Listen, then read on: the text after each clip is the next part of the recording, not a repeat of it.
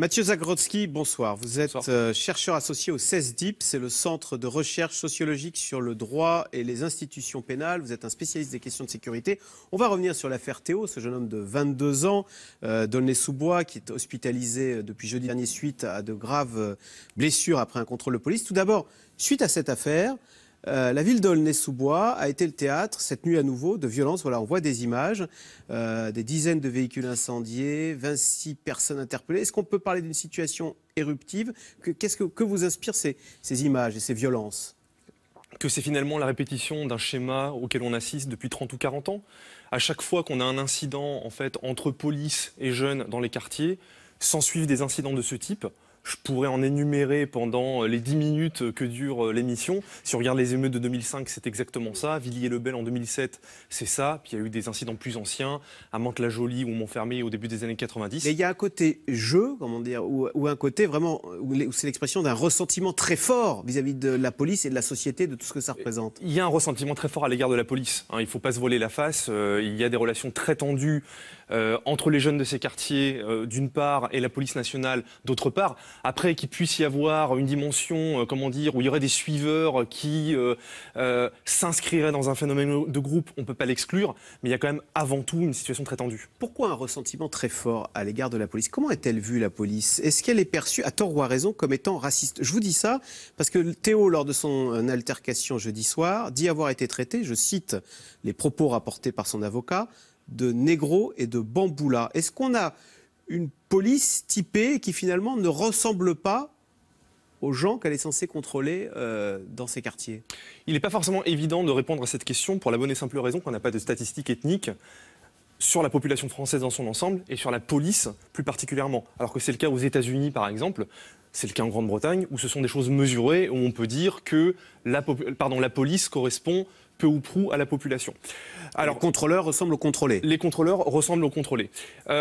Aujourd'hui, la police est plus diversifiée qu'elle ne l'était, par exemple, dans les années 70. Pour dire les choses très schématiquement, à l'époque, on avait des policiers qui étaient quasi exclusivement des hommes blancs et qui contrôlaient déjà à l'époque des personnes plutôt issues des minorités. Aujourd'hui, on a plus de femmes dans la police, on a plus de minorités. Néanmoins, le bassin de recrutement reste plutôt au sein de petites et moyennes villes de province, où on va dire le multiculturalisme n'est pas forcément quelque chose de connu, et avec des policiers qui en fait se retrouvent projetés dans un environnement avec lequel ils ne sont pas forcément familiers. Alors en attendant, ce soir, on craint de nouvelles violences dans la ville d'Aulnay. Je vous propose d'écouter le frère de Théo qui, lui, appelle au calme. On l'écoute. On n'appelle surtout pas aux violences parce que, dans tous les cas, ça fera que jeter de l'huile sur le feu et ça fera que confirmer ce qu'ils pensent de nous, quartier de la Rose des Vents, quartier de la violence. Ça suffit. En fait, ça suffit. Il faut vraiment donner une autre image parce que il n'y a pas que de la violence dans notre ville. Dans notre ville, il y a de la vie, il y a de l'envie, il y a beaucoup de belles choses dans Aulnay-sous-Bois. Ce qui n'est pas banal, c'est que le maire d'Aulnay-sous-Bois, Bruno Béchiza, qui est un maire républicain, s'est mis, enfin, on a eu vraiment l'impression qu'il s'est mis du côté de la population et non pas du tout du côté de la police. Je dis que c'est pas banal parce que lui-même est un ancien policier. Oui, c'est un ancien policier, c'est un ancien syndicaliste de Synergie, donc qui est l'un des principaux syndicats des officiers.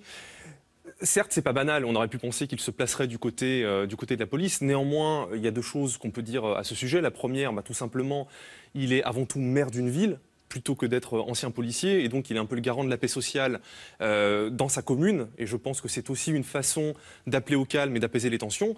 Deuxièmement, on peut aussi très bien penser qu'il soit sincèrement choqué par ce qui s'est passé, et par le fait qu'un jeune homme se retrouve avec 60 jours d'ITT suite à une intervention de la police. Voilà, ITT, c'est intervention, enfin arrêt. Hein. C'est l'arrêt de travail, voilà. Comment ça se passe, les contrôles de police? On arrête comme ça un jeune qui marche tranquillement dans la rue sans qu'il ait rien fait, ou bien la police arrête des gens qui ont des écarts de comportement, dont on se dit qu'ils pourraient être hors la loi? Le Code de procédure pénale définit un cadre relativement strict, enfin même assez strict. Ouais. En gros, ça doit être lié au comportement, à la recherche d'informations. En gros, on contrôle quelqu'un parce qu'on pense qu'il est sur le point de commettre une infraction, qu'il vient de commettre une infraction, qu'il peut être susceptible de fournir des éléments relatifs à une infraction commise. Dans la pratique, c'est pas toujours comme ça. Ça, c'est l'un des reproches qui est fait à la police nationale dans ces quartiers, c'est que les contrôles sont devenus un mode d'interaction assez routinier. où en réalité il ne s'agit plus de rechercher de l'information, d'être en fait dans une démarche de prévention de la délinquance ou de recherche de culpabilité, mais plutôt dans un mode d'occupation du terrain et d'affirmation de l'autorité. En gros, je te contrôle pour montrer que j'ai autorité sur toi et que c'est finalement moi qui contrôle le quartier et pas toi. C'est un petit peu une logique confrontationnelle. Et ça dégénère fréquemment? Là aussi, c'est difficile d'avoir des chiffres, tout simplement déjà parce qu'on ne sait pas combien de contrôles d'identité sont effectués chaque année en France. Ce n'est pas quelque chose qui est mesuré. Donc là-dessus, on est un petit peu sans visibilité. Alors, Théo a dit, selon le témoignage recueilli par son avocat, lors de cette altercation jeudi soir, je cite Théo, je l'ai vu, donc c'est le policier, voilà, on revoit la scène là. Avec sa matraque, il me l'a enfoncé dans les fesses volontairement, je suis tombé sur le ventre, j'avais plus de force. Quelle est l'issue de ce genre d'affaires? Est-ce qu'il va y avoir des sanctions? Je dis ça parce qu'on a souvent l'impression qu'il y a un peu d'impunité du côté des policiers. Alors, ai-je tort quand je dis cela? Là encore... Parce que là, elle va être médiatisée, donc on se dit qu'il y aura peut-être sanctions, mais d'une façon générale. L'un des problèmes en France, c'est le manque de transparence. Là encore, si je prends l'exemple britannique, dans le rapport annuel du ministère de l'Intérieur britannique, on a des statistiques très précises sur le nombre de plaintes pour violences policières et puis le suivi judiciaire des dites affaires. On n'a pas du tout ça en France. C'est-à-dire que moi, je suis incapable de vous dire, en tant que chercheur, combien il y a de plaintes déposées chaque année contre les forces de police pour des affaires de violence volontaire, pour des affaires de brutalité. En tout état de cause, dans cette affaire-là, il va y avoir deux types de suites. Il va y avoir des suites judiciaires. Il y a une enquête pénale, comme vous le savez, qui a été déclenchée pour l'un des policiers pour viol, pour les 3 autres violences volontaires. Mais il y aura à côté de ça une procédure administrative. C'est-à-dire que les 4 agents encourent suspension, radiation, enfin il y a tout un éventail de sanctions possibles. Mais on se dit que c'est parce que l'affaire a été médiatisée qu'il y a toute cette procédure qui se sont mises en route. Sinon, ça aurait pu passer là, ce genre d'affaires. J'irai peut-être pas jusque-là. À partir du moment où vous avez des violences volontaires, des blessures aussi graves... Ouais, et 60 jours d'arrêt, comme 60 jours d'arrêt, des témoins visuels, j'irai pas jusque-là. On dit que ces policiers-là, les 4 qui ont procédé à cette arrestation, enfin, qui sont à l'origine de ce contrôle jeudi soir, étaient jeunes.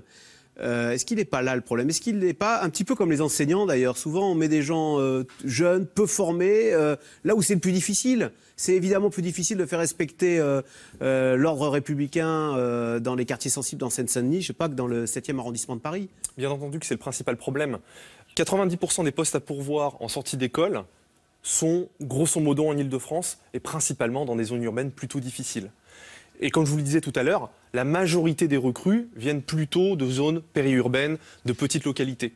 Et ils se retrouvent projetés dans des environnements où la situation est déjà dégradée depuis 20 ou 30 ans. Par situation dégradée, j'entends le fait que policiers et habitants souvent ne s'entendent pas. Et ils se retrouvent projetés comme ça dans un commissariat où les gens en face ne sont pas forcément toujours agréables, voire sont défiants lors des contrôles. Et ils sont entourés de collègues qui leur répètent: c'est pas la peine de faire des efforts relationnels parce que de toute façon, en face, les gens ne nous apprécient pas et on ne gagnera leur respect qu'en nous imposant, donc via, comme je vous le disais, les contrôles d'identité et une certaine force physique.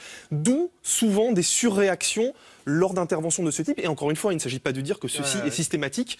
Hein, c'est un cas tout à fait exceptionnel par sa gravité. Mais on paye là des dysfonctionnements, des nominations dans la fonction publique. Tout à fait. Tout à fait, on paie le système de recrutement nationalisé et donc le fait que ce sont les plus jeunes qui se retrouvent dans les zones les plus difficiles, comme vous le disiez, à l'instar des enseignants. Et comme le disait le frère de Théo, tout cela en plus va nourrir maintenant ces violences, le sentiment d'abandon et la mauvaise image qu'il y a dans ces quartiers. C'est ce que disait le frère de Théo, c'est dramatique. On est dans une spirale négative qui a commencé il y a très longtemps. Ça s'améliore pas un tout petit peu, non ? C'est pas évident de répondre. Je dirais qu'il y a des hauts et des bas, et je dirais que les politiques policières adoptées depuis 10-15 ans, qui sont très offensives, très axées quand même, alors je ne dis pas que ce soit inutile, il faut de la répression, mais il faut aussi un petit peu de prévention et de proximité, c'est ce qui manque. Merci beaucoup Mathieu Zakdrowski, donc chercheur associé au Centre de recherche sociologique sur le droit et les institutions pénales, c'est le CESDIP. Merci. Vous restez avec nous tout de suite, Caroline Roux, c'est dans les François Fillon. En a-t-il fini avec le Penelope Gate, sachant que ce soir il y a de nouvelles révélations du Canard enchaîné qui nous apprend que Pénélope Fillon a touché 45 000 € d'indemnité de l'Assemblée nationale. C'est dans l'air est intitulé ce soir, Fillon, ça passe ou ça casse ?